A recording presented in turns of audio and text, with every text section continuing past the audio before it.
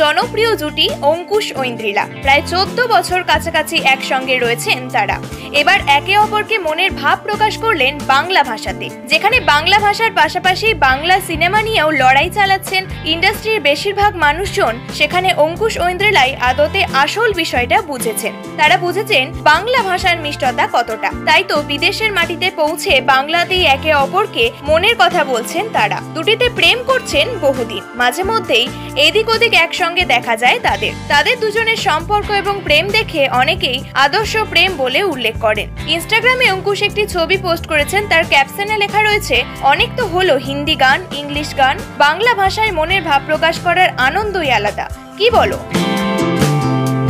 অন্যদিকে ব্যাকগ্রাউন্ড জুড়ে বাজছে জিৎ কোয়েল জুটির সেই বিখ্যাত গান জীবনে প্রথম এত কাছেতে। জীবনে প্রথম এত কাছেতে তোমাকে পাওয়ার মধুর ক্ষণেতে।